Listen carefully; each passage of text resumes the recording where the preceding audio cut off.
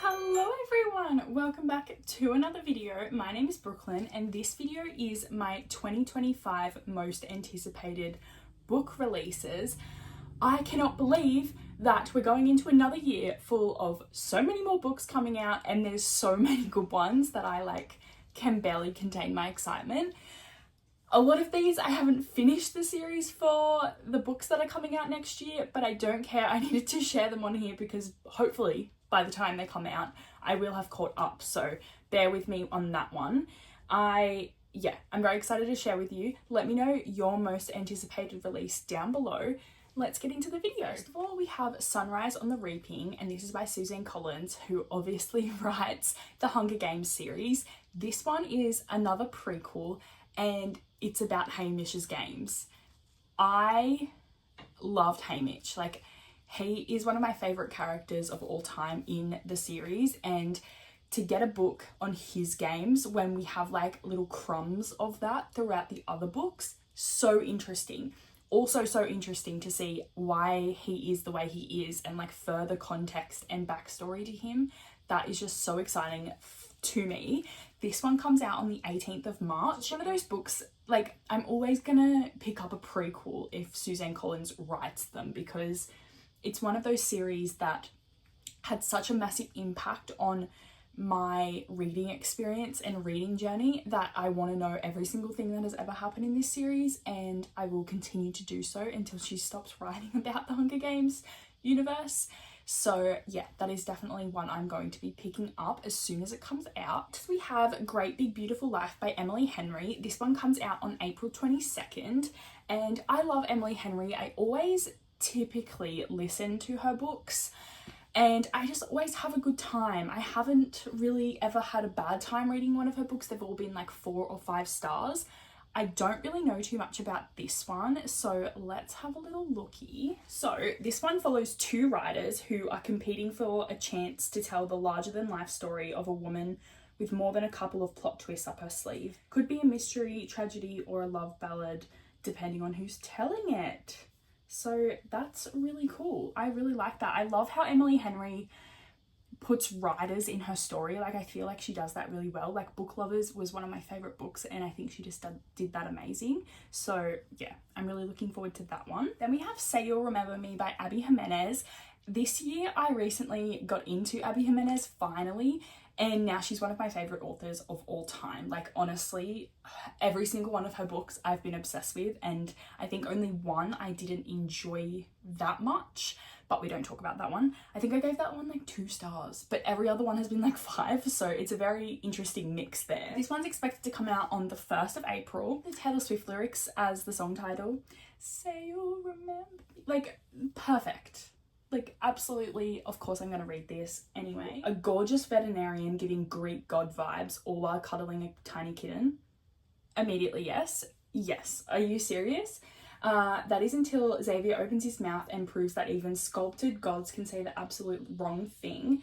Really wrong. Of course there's nothing Samantha loves more than proving an asshole wrong. Unless of course he could admit he had made a mistake. But after one incredible and seemingly endless date, possibly the best in lived history, Samantha is forced to admit the truth that her family is in crisis and any kind of relationship would be impossible. Ooh, begs to forget her. Only no amount of distance or time is nearly enough to forget that something happened between them. Love that. Honestly, Abby Jimenez can write a really good, we shouldn't be together, it's not going to work, we can have one date and try it out and it's the best thing ever, but then they stop. I feel she just writes that so well. I don't know, I love her. We have Wild Side by Elsie Silver, which is the 3rd book in the Rose Hill series, and I haven't read any of these books, but I want to. And I love Chestnut Springs, so I know I'm gonna love this, but I just need to get to it. So it's one of those series that I'm hoping to just binge read throughout and hopefully catch up by the time this one comes out. Then we have the 4th book in the Rebel Blue Ranch series called Wild and Wrangled by Lila Sage, and I love this series. I've only read the first 2 books in it, but I have the last book that's just come out on my TBR this month, so I'm really hoping to get to that soon, and that one's my most anticipated one because it's about like the grumpy brother. So I'm actually not sure what this one's about, and I don't want to spoil myself for like a potential couple, so I have a feeling who it is, but I'm not going to say just in case you don't want to know either.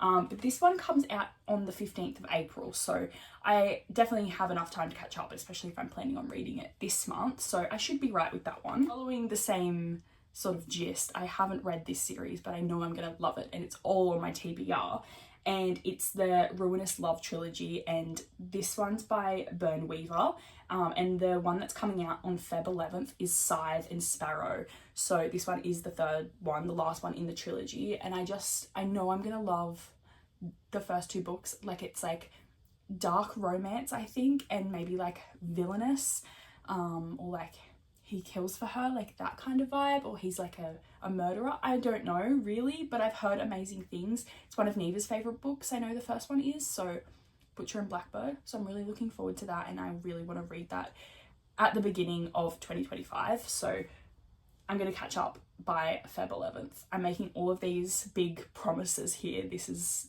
deadly. Third book in the Lakefront Billionaires, Love Arranged by Lauren Asher. Also haven't read these books. I just haven't caught up on all these series that I had come out this year, and these people write books so quickly, so they're coming out with like 2 books a year, and I'm not prepared for that, so I'm gonna get to that. It does come out on January 1st, so we definitely won't catch up in time for that one, but at some point next year I will be reading it because I love Lauren Asher so very much. And I just did read her December Darling book, her Christmas novella, and that was amazing. I had such a great time with that one, so I'm going to love these. I just know that I will because I loved the Dreamland Billionaires series as well, so it's going to be all around good time. Then we have the third book in the Big Shots series by Tessa Bailey, and this one I'm actually caught up on. Can we believe that? No, it doesn't look like that. And this one is Dream Girl Drama, and it comes out on the 4th of February. So I'm hoping I get like an arc for this because I do usually get Tessa Bailey arcs from HarperCollins Australia, so we shall see. But this one's another hockey romance, and I'm pretty sure I know what the couple is from the last book from Au Pair Affair, like step siblings. So yeah, I haven't read one of those in a while, so we'll see how we go with that. Yeah, Sig's dream girl is her future stepsister. Okay, they're not step siblings yet, so that's something. Oh, people are concerned for me, and I do see why, but we're going to ignore it. Next we have The Love Haters by F.R.I.E.N.D.S, who wrote The Bodyguard, which is one of my favourite books of this year. Like the start of this year I read that book and I really, really enjoyed it, so I really want to read this one too. It comes out on May 20th and it's giving similar vibes. She's a video producer and she's supposed to take a career-making gig profiling Tom Hutchison, okay. Who is a Coast Guard rescue swimmer. Oh, okay, so not that famous. It's giving Bondi Beach vibes. And she can't swim. Okay, interesting. Swim lessons, helicopter flights, conga lines, drinking contests, hurricanes, and stolen kisses ensue, along with chances to tell the truth, to face odd fears, and be truly brave at last. That sounds like such a fun summer romance, and yeah, I'm looking forward to getting to that, even though it won't be my summer. We'll be fine. Another book that I haven't read the first one to is Quicksilver by Callie Hart. The second book, it's untitled, but it is supposed to be coming out around November, so like the 18th of November, so I have plenty of time to catch up. But I just know Quicksilver will be one of those books that I'm obsessed with. It's giving romantasy, it's giving fae, it's giving just dark romance, enemies to lovers, so I'm expecting really big things from that. So I'm gonna see how I go with the first one and then I will pick this up, but I just wanted to put it in here so you know that I'm planning on it. Next we have Out of the Woods by Hannah Boehm Young, and I recently read my first Hannah Boehm Young book this November, and I really enjoyed it, and I feel like she's going to be an auto by author for me, so I really wanted to read this one, especially because it has a Taylor Swift song title as the title. So yeah, I really wanted to do that. And this one's actually very different to what I've read before. So it is not second chance romance, but this couple have been together since high school sweethearts, and Sarah in the relationship wants to prove that she can live without Caleb and that she can do things all by herself. But that kind of goes disastrously wrong. So it's kind of like rebuilding that love and friendship and marriage relationship. I don't think I've ever really read second chance romance that much, because I'm kind of like, if you didn't work out in the first place, don't. But I can see how it can work. Like, I'm not saying it can't work, I'm just saying I like those new fresh relationships, but this can definitely have that same vibe if you're, you know, spicing up the relationship, second guessing each other. And I'm just looking forward to this one. And she just does that so well. Like, I don't know, I'm really interested.